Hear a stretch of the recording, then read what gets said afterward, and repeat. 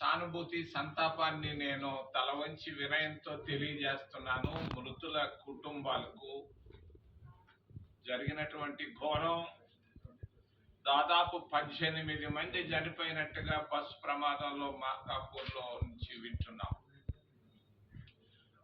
మొన్నైతే కర్నూలులో, ఈరోజు మార్కాపురంలో. ఎందుకు జరుగుతున్నాయి ఇవన్నీ? ఎక్కువగా చంద్రబాబు నాయుడు కూటమి ప్రభుత్వ పరిపాలనలో జరుగుతున్నట్టుగా మనం చూస్తున్నాం. దీన్ని నేను ఖండిస్తూ ఆ మృతులకు కనీసం ఒక్కొక్కరికి ₹1 కోటి రాష్ట్ర ప్రభుత్వం ఇవ్వాలని డిమాండ్ చేస్తున్నాను. యుద్ధం ఎక్కడికి వెళ్ళినా ప్రతి ఇంట్లో ఈరోజు బాధతో ఉన్నారు అందరూ. గ్యాస్ రేపటి దాకా ఉంటుందా వస్తుందా అని. పెట్రోల్ అనేది ఆటో రిక్షాలో దొరుకుతుందా లేకపోతే మోటార్ బైక్ దొరుకుతుందా అన్న భయం, ఆందోళన అందరిలో తయారైంది. ఎందుకు వచ్చింది ఈ యుద్ధం? ఆయిల్ కొరకు వచ్చిందా? ఆయిల్ కొరకు వస్తే ఆయిల్ ట్యాంకర్లు ఎందుకు గాలి చేస్తారు? రిఫైనరీస్ ఎందుకు గాలి చేస్తారు? వాస్తవానికి వస్తే ఎప్స్టీన్ ఫైల్స్.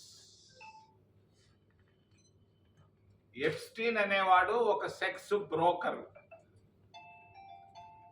ప్రపంచంలో ఉన్నటువంటి పెద్ద దేశాధినేతలు 70 సంవత్సరాల నుంచి 80 సంవత్సరాల వయసు ఉన్నటువంటి ప్రపంచ అధినేతలకు రష్యాలో ఉన్నటువంటి నిరుపేద పాపలు 20-30 సంవత్సరాల బిడ్డలను అందించేటువంటి ఎప్స్టీన్. ప్రపంచంలో ఉన్నటువంటి పెట్టుబడిదారులు బిల్ గేట్స్, నేను దేశాధినేతల పేర్లు చెప్పటం లేదు, ఆ ఫైళ్లలో ఉంది, నగ్న సత్యం దాగి ఉంది, న్యూడ్ ఫైల్స్ ఉన్నాయి అక్కడ. ఇది సమస్యకు ఈరోజు కారణం. ఈ ఎప్స్టీన్ ఫైల్స్ లో నుంచి అటెన్షన్ డైవర్ట్ చేసేదాని కొరగా యుద్ధాన్ని ప్రకటించారు. మరి యుద్ధం ప్రకటించకపోతే వీళ్ళ బ్రతుకులు బస్ స్టాండ్ అయిండేది ఈ పాటికి. ఆ న్యూడ్ ఫైల్స్ వస్తుందన్న భయము, ఆందోళన ప్రపంచ అధినేతలు 70 సంవత్సరాల నుంచి 80 సంవత్సరాల అధినేతల్లో దాగి ఉంది రహస్యం. ఇది వాస్తవం. యుద్ధం వచ్చినప్పుడు నేను గుర్తు చేయక తప్పదు. 1991 ఫిబ్రవరిలో గల్ఫ్ యుద్ధం వచ్చింది. ఇరాక్ కువైట్కు యుద్ధం వచ్చింది. ఆ రోజు ఉన్నటువంటి సమస్య గ్యాస్ సమస్య వచ్చింది, పెట్రోల్ సమస్య వచ్చింది. ఆ రోజు మాజీ ప్రధానమంత్రిగా ఉన్నటువంటి రాహుల్ గాంధీ నాయన పరిగెత్తుకొని వెళ్ళాడు ఢిల్లీ నుంచి. ఢిల్లీలో కూర్చోలేదు నరేంద్ర మోడీ లాగా. పరిగెత్తుకొని వెళ్ళి మాస్కోకి వెళ్ళాడు. రష్యా అధినేత గార్బచేవ్ను కలిశాడు. గార్బచేవ్తో మాట్లాడి ఈ యుద్ధాన్ని మనం ఆపాలి అని చెప్పి బ్రతిమలాడి వచ్చాడు. అంతటితో ఆగలేదు ఆయన. ప్రమాదం యుద్ధం జరుగుతున్న స్థలానికి వెళ్ళాడు, టెహ్రాన్కి. ఫిబ్రవరి 24, 1991 మరి స్వర్గీయ రాజీవ్ గాంధీ టెహ్రాన్, ఈరోజు బాంబులు పడుతున్నాయి, మిసైల్ పడుతున్న స్థలానికి వెళ్ళి ప్రపంచంలో ఉన్నటువంటి అధినేతలందరితో మాట్లాడడం జరిగింది. కాంగ్రెస్ అధినేత ఆ రోజు రాజీవ్ గాంధీ, మరి సద్దాం హుస్సేన్తో కూడా మాట్లాడడం జరిగింది. ఆయన 4 రోజులు అక్కడ కూర్చొని మరి యుద్ధాన్ని 28 ఫిబ్రవరి 1991లో ఆపిన తర్వాతే అక్కడి నుంచి బయలుదేరి వచ్చాడు ఇండియాకి దుబాయ్ ద్వారా. విమానం కూడా లేదు ఆయనకి, ఎవరో ఇచ్చిన విమానంలో. మరి యుద్ధాన్ని ఆపినటువంటి ఘనత రాజీవ్ గాంధీకే దక్కింది. నాయకులంటే ఇలా ఉండాలి. ఇది నాయకత్వం అంటే. ఇది యుద్ధంలో ఈయన ఇక్కడ కూర్చొని ఏంది ఇక్కడ మాటలు చేసేది, ఫోన్లు చేసేది? ఇది నరేంద్ర మోడీకి రాజీవ్ గాంధీకి కాంగ్రెస్ నాయకులకున్న తేడా. మరి ధైర్యం చేసి సాహసం చేసి యుద్ధం జరుగుతున్న దగ్గరకే వెళ్ళాడు రాజీవ్ గాంధీ. ఈయన ఎక్కడున్నాడో యుద్ధాన్ని చూసి భయపడి పరిగెత్తాడు. 2 రోజులు యుద్ధం ప్రారంభించే 2 రోజుల ముందు ఇజ్రాయెల్ పోయి నెతన్యాహు దగ్గర పోయి నువ్వేం చేసి వచ్చావు, ఎందుకు వెళ్ళావు, యుద్ధం వస్తా ఉందని తెలిసి నువ్వు ఎందుకు వెళ్ళావు, ఏం సాధించావు భారతదేశానికి, ఓ నరేంద్ర మోడీ నేను అడుగుతున్నా కర్నూలు నుంచి, నువ్వేం సాధించావు, ఇందుకొరక నువ్వు ఇజ్రాయెల్కి వెళ్ళింది, ఇదే నువ్వు సాధించిన దౌత్యం ఏంది? భారతదేశ మరి పరిస్థితులు అందరూ ప్రపంచ దేశాలు నవ్వుకుంటున్నాయి, కాలుగాల్ని పిల్లిలాగా పరిగిస్తున్నారని. ఏంది మీరు చేస్తుండేది? యుద్ధాన్ని మీరు ఆపలేనప్పుడు ఎందుకో మీ దౌత్యం? ఫోన్ కాల్ చేసి పరామర్శలకా? నేను ఖండిస్తున్నాను భారతదేశ విదేశాంగ విధానాన్ని. ఇది కాదు భారతదేశ విదేశీ విధానం. బలహీనమైంది భారతదేశం ప్రపంచ దేశాల ముందు. ఒకప్పుడు భారతదేశం ఉన్నటువంటి కీర్తి ప్రతిష్టలు లేవు. ప్రతి ఇంట్లో ఆందోళన మొదలైంది గ్యాస్ కొరకు. మహిళలే కాదు, చిన్న బిడ్డలే కాదు, ప్రతి ఒక్కరూ మరి పెట్రోల్ రేపటి దాకా ఉంటుందని నమ్మకం లేదు. వీళ్ళు ప్రకటనలకే మరి తయారవుతున్నారు.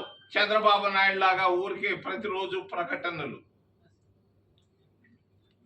రెండో విషయం, సుప్రీంకోర్టు నిన్నగాక మొన్న ఒక జడ్జిమెంట్ వచ్చింది. గుంటూరు నుంచి ఒక ఎస్సీ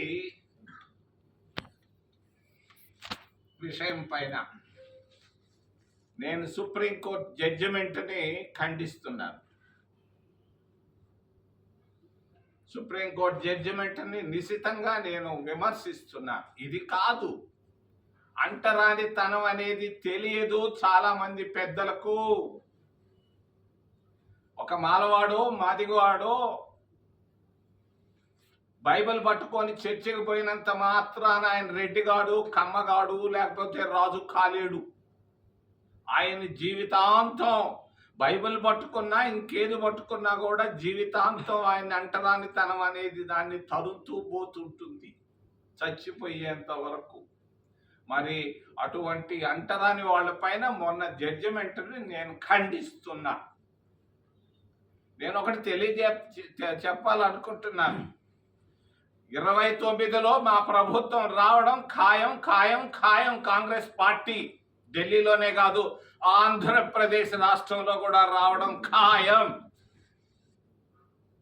వచ్చిన వెంటనే వ్యక్తిగతంగా నేను చెప్తున్నాను, మా పార్టీ పరంగా కాదు, చింతామోహన్గా ఖచ్చితంగా మా పార్టీతో మాట్లాడి రాజ్యాంగ సవరణ చేసి ప్రతి దళిత క్రైస్తవులకు దళిత స్టేటస్ను, ఎస్సీ స్టేటస్ ఇప్పించేదానికి రాజ్యాంగంగా మరి అమెండ్మెంట్ను తీసుకొచ్చేదానికి నా ప్రయత్నాలు సాగిస్తాను. సఫలీకృతం అవుతాయి. తప్పనిసరిగా ప్రతి ఎస్సీ క్రైస్తవుడికి ఎస్సీ స్టేటస్ని ఇప్పించే బాధ్యత నేను తీసుకుంటున్నాను. మరి అమరావతి, రాయలసీమ,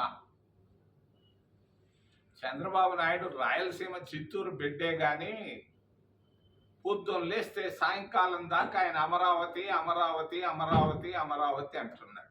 వేల కోట్ల రూపాయలు అమరావతిలోనే ఖర్చు పెట్టుకుంటున్నాడు. ఎవరబ్బా సొత్తు ఇది? వాళ్ళ నాయన సొత్తు అయితే నేను అడగను. ప్రజల సొత్తుని కర్ర తుమ్మ చెట్టులు కొట్టేదానికి 1000 కోట్లు ఖర్చు పెట్టారు అక్కడ అమరావతిలో. కర్ర తుమ్మ చెట్లు, ముళ్ళ చెట్లు కొట్టేదానికి 1000 కోట్లు ఖర్చు పెట్టడం జరిగింది గత 2 సంవత్సరాల్లో. ఆయన సాధించినటువంటి గొప్ప ప్రగతి ఇది. చంద్రబాబు నాయుడు సాధించినటువంటి ప్రగతి ప్రతి నెల 30వ తేదీ పోయి ఉపన్యాసాలు ఇవ్వడం. ఏంది ఆ ఉపన్యాసాలు? పింఛన్లు ఇచ్చేదానికి కలెక్టర్లో లేదంటే ఎండిఓలు ఇచ్చుకుంటారు. నువ్వేది పోయి ఇచ్చేది? ఏం ఉపన్యాసాలు ఇవి? ఒక్క చిన్న అభివృద్ధి అన్నా జరిగిందా కర్నూలు జిల్లాలో? నేను అడుగుతున్నాను. గత 2 సంవత్సరాల్లో, 2.5 సంవత్సరాల్లో చిన్న అభివృద్ధి. ఏది హైకోర్టు బెంచ్ అంటున్నారు. హైకోర్టు బెంచ్ కాదు, కనీసం స్టూల్ కూడా రాలేదే 2 సంవత్సరాల్లో.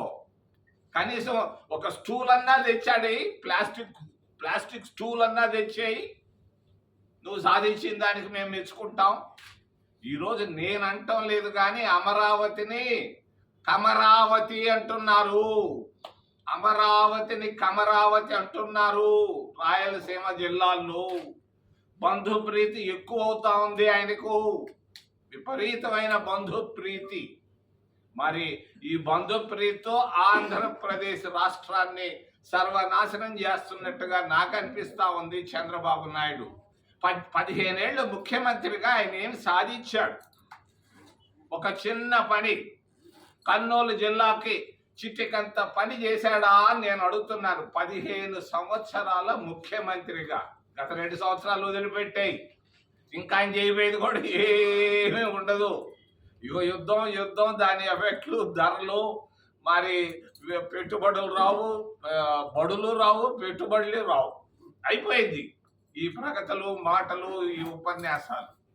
మరి ఈ విధంగా అమరావతినే పెంచుకుంటూ పోతున్నాడు. ఆయనకు కొంచెం అభిమానం ఎక్కువ, ఉండాల్సిన దానికంటే ఎక్కువ.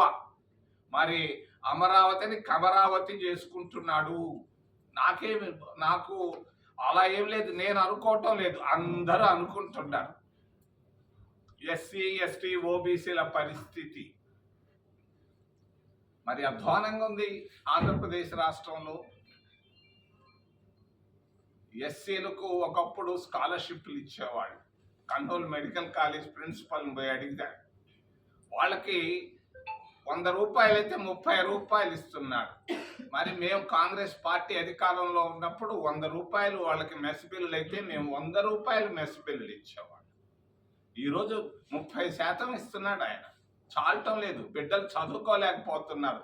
సాయంకాలం స్విగ్గీ బండ్లు పైన తిరుగుతున్నారు ఎస్సీలు, ఓబీసీలు. ఇది విద్యార్థుల పరిస్థితి. కాంగ్రెస్ పార్టీ అధికారంలో ఉన్నప్పుడు ఎస్సీ ఫైనాన్స్ కార్పొరేషన్ మేము తీసుకొని వచ్చాం, చాలా మందికి సహాయం చేసాం. ఓబీసీలకు ఫైనాన్స్ కార్పొరేషన్ తీసుకొచ్చి మేము సహాయం చేసాం. ఈరోజు ఎస్సీ ఓబీసీ ఫైనాన్స్ కార్పొరేషన్లు మూతపడ్డాయి. చివరిలో ఇసుక, తుంగభద్ర నదిలో ఉండి ఇసుకంతా బెంగళూరులో కనిపిస్తూ ఉంది, హైదరాబాద్లో కనిపిస్తా ఉంది. ఇది ఎక్కడి నుంచి వచ్చిందంటే కర్నూలు. ఎట్టొచ్చిందయ్యానంటే వచ్చిందయ్యా కర్నూలులో ఇసుకంతా బెంగళూరు, హైదరాబాదులకు పోతా ఉంది. ఇది చంద్రబాబు నాయుడు సాధించినటువంటి గొప్ప ప్రగతి అని తెలియజేస్తూ ఏదైనా ప్రశ్నలు ఉంటే అడగమని మిమ్మల్ని చేతులెత్తి ప్రార్థిస్తున్నాను.